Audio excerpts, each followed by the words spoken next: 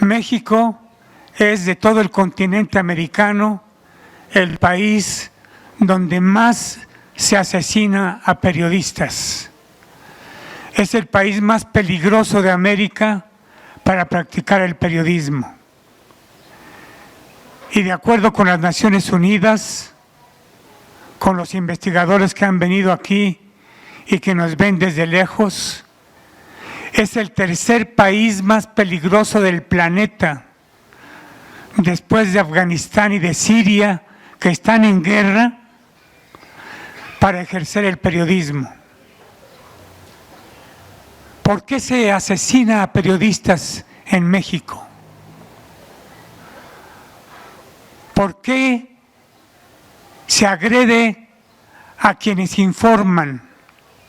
¿Qué tiene que ver esto con lo que el régimen político, que da lo mismo que sea Calderón, que sea Peña, llaman la guerra contra el narco? 124 periodistas asesinados en México en 10 años y 24 desaparecidos que muy probablemente están muertos. Es decir, 148 periodistas victimados. Y hay más de 645 agresiones y hostilizaciones y acosos a periodistas y a medios de comunicación. Se ha convertido en la más peligrosa actividad profesional, la del periodismo en México. El contexto de este horroroso sistema político que tiene miedo de que se sepa lo que ocurre en el país es la llamada guerra contra el narco. Una guerra absurda declarada por Calderón una semana después de que tomó el poder, de que se hizo del poder haya sido como haya sido, según dijo él mismo. Ganó haya sido como haya sido. Y a la semana estaba declarando la guerra contra el narco, disfrazado él de militar. Y todos los días durante 6 años saliendo a decir un discurso sobre el número de víctimas y de muertos y las acciones militares y cómo iba la guerra. ¿De dónde salió la guerra contra el narco? Sino de las órdenes norteamericanas al gobierno de Calderón, porque los Estados Unidos vieron en la guerra contra el narco en México la posibilidad de llevar a cabo el negocio del narcotráfico con mayor tranquilidad en el propio territorio norteamericano. Ellos consumiendo drogas, 20 millones de drogadictos norteamericanos, y México poniendo los muertos, los asesinados, los asesinatos. Más de 120,000 asesinados durante el gobierno de Calderón y 28,000 desapariciones forzadas. Y en el gobierno de Peña Nieto vamos en 94,000 al cuarto año de su gobierno, entre comillas. ¿Qué clase de guerra es esta? En donde los muertos aparecen todos los días en todas partes y sin embargo el negocio que se supone es la razón de la guerra va como en viento de popa, en la proa hasta adelante, hasta arriba, produciendo inmensas ganancias, no solamente a los narcotraficantes, sino a todos los empresarios mexicanos y norteamericanos que están ligados a la guerra del narco. Empezando por los que mandan las armas de Estados Unidos a México. Hay un dato escalofriante, un dato de periodismo de investigación, que en los 3,000 kilómetros que tenemos de frontera con Estados Unidos, hay un negocio de armas en cada kilómetro.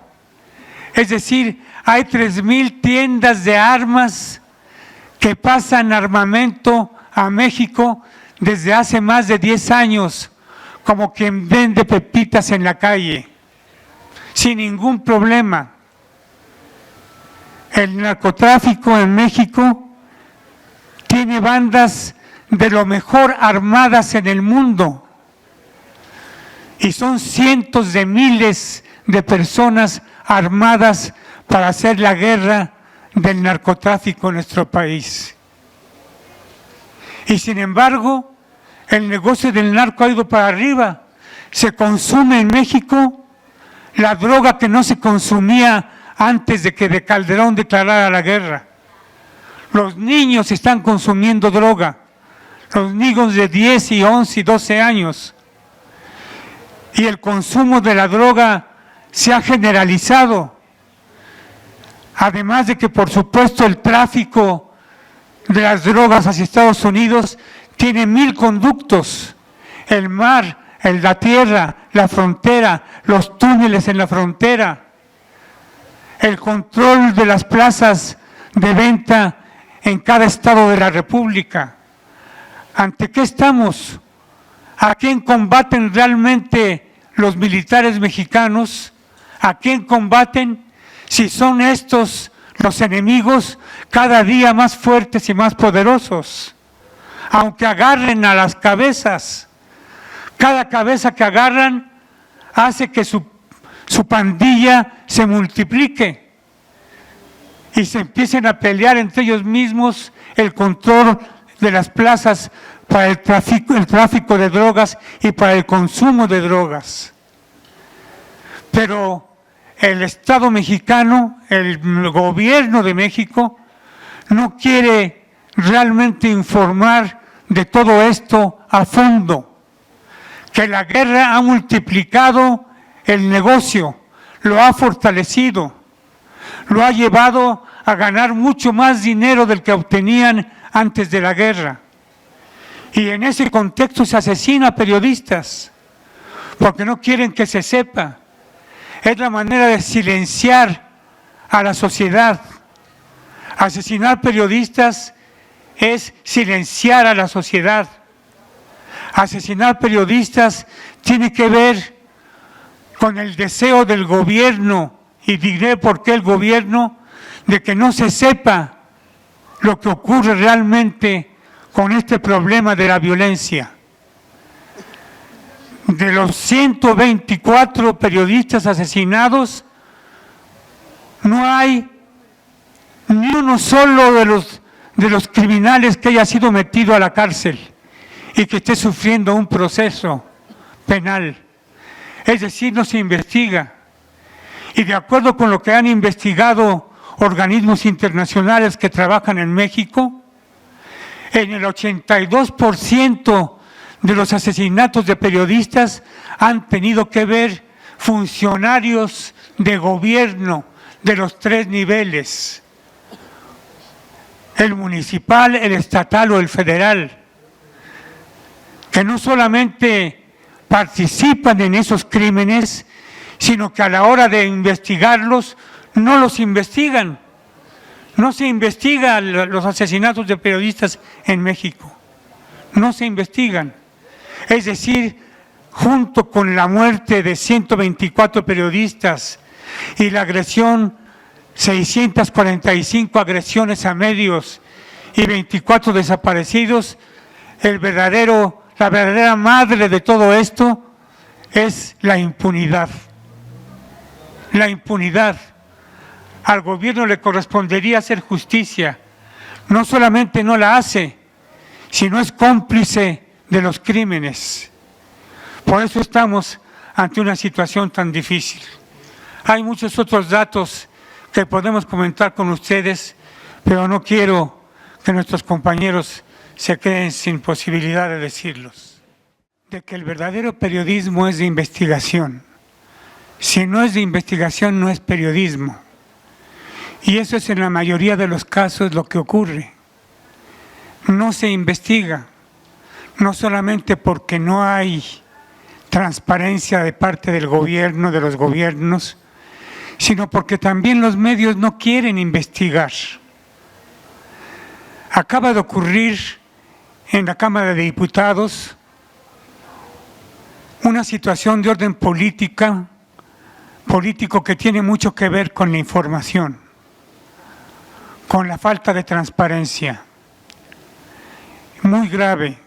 Me tocó vivirlo como diputado, pero yo no dejo de ser periodista en un solo momento, porque se echó para atrás una reforma que le daba a los medios de comunicación electrónica, la televisión y la radio, la obligación de no confundir opinión con publicidad, información con publicidad. Esa reforma se llevó a cabo en 2014, apenas hace muy poco, y tardó casi un año en que el Instituto Federal de Telecomunicaciones, que es el encargado de vigilar que se cumplan las leyes en la televisión y la radio, adoptara esa reforma como propia. No es una cosa menor, sobre todo en épocas electorales, que los periodistas hagan como que están informando cuando en realidad están haciendo campaña política por algún candidato o por algún partido o por algún personaje gubernamental. La reforma los obligaba a no hacer esas confusiones, y la contrarreforma que acaba de ocurrir la semana pasada en la Cámara de Diputados les quita esa obligación. Según eso, según dijo la Comisión de Radio y Televisión de la Cámara, para respetar el derecho a la libertad de expresión de los medios de comunicación. En nuestro país, un dato también muy importante respecto a la información es que la inmensa mayoría de las personas, la inmensa mayoría de la población, tiene a la televisión como su recurso para informarse, como su principal recurso y a veces su único recurso para disque informarse. Y es allí donde se confunde más opinión con publicidad política, en la televisión y en la radio.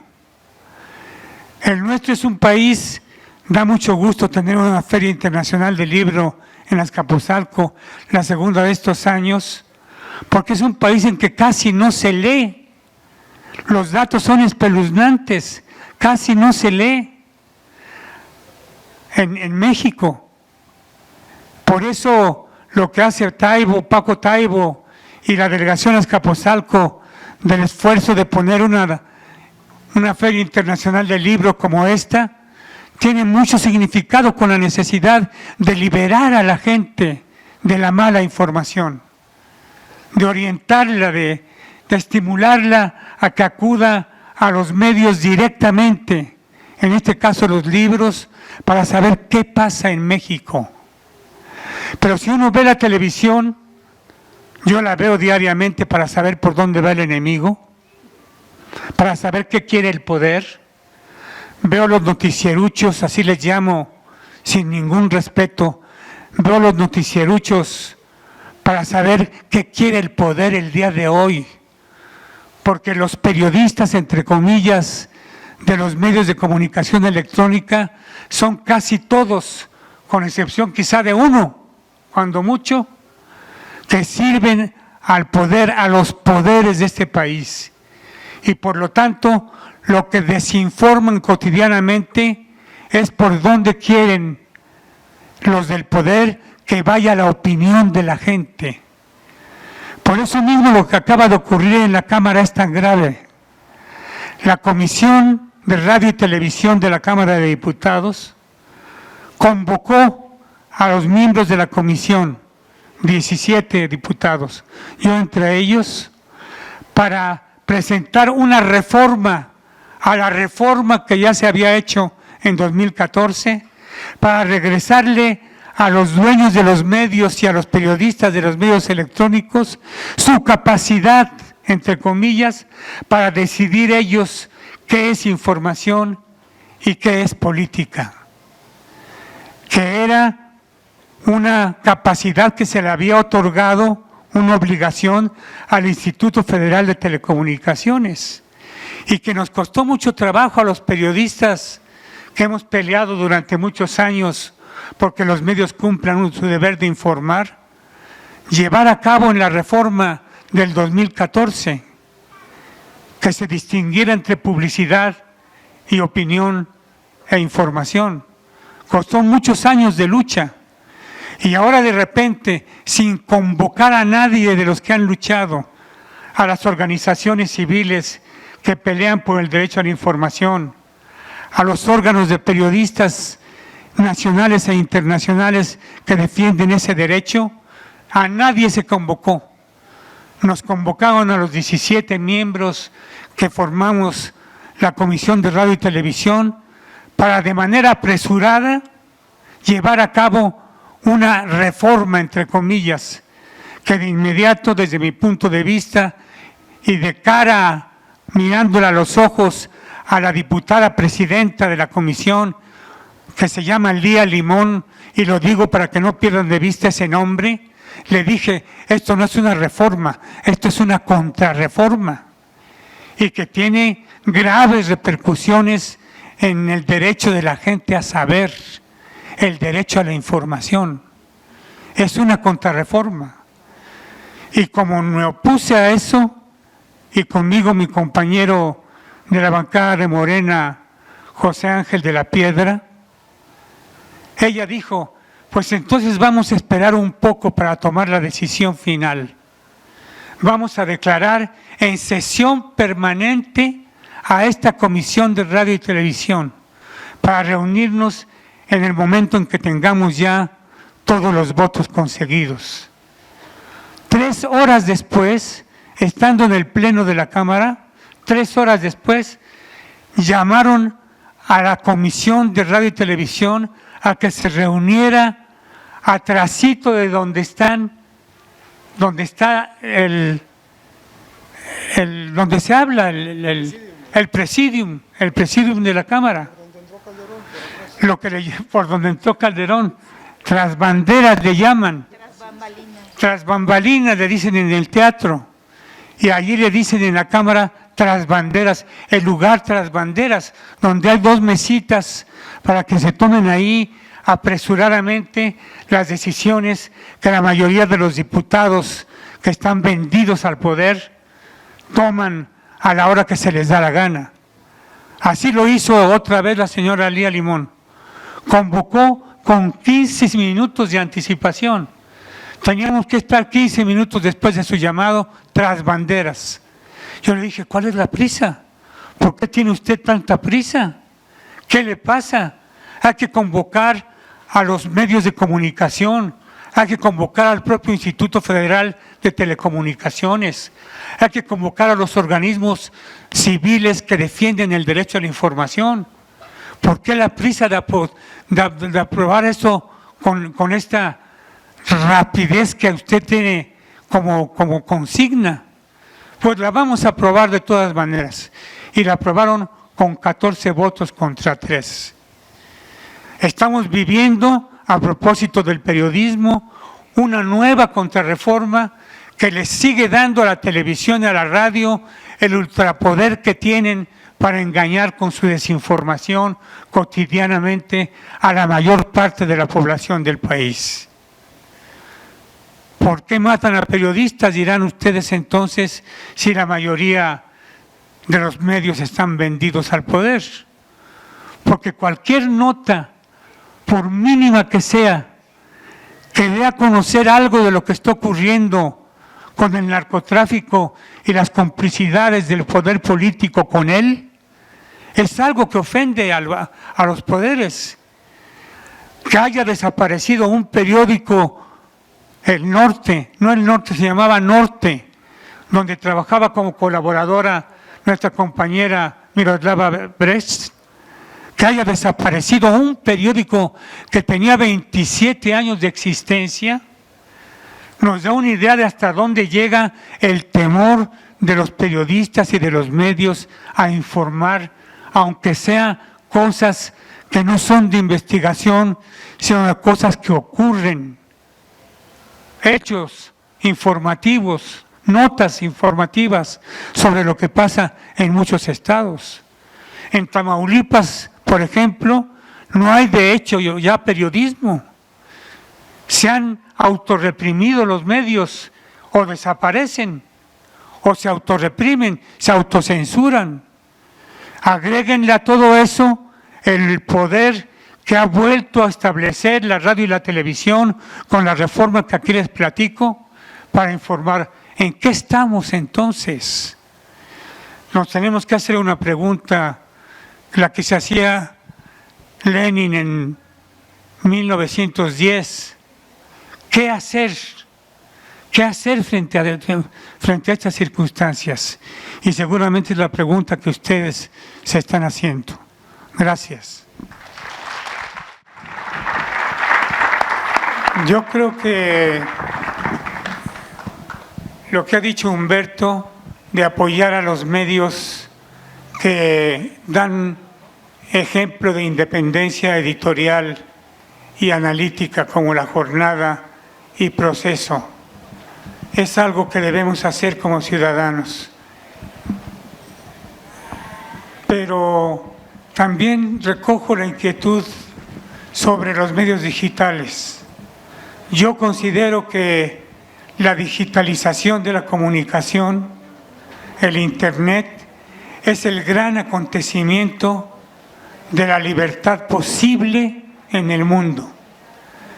Si comparamos lo que ocurrió cuando se descubrió y se empezó a utilizar la imprenta, cómo la imprenta logró sacar de los vestíbulos de los poderosos o de los conventos el conocimiento que se encontraba ahí acumulado, y luego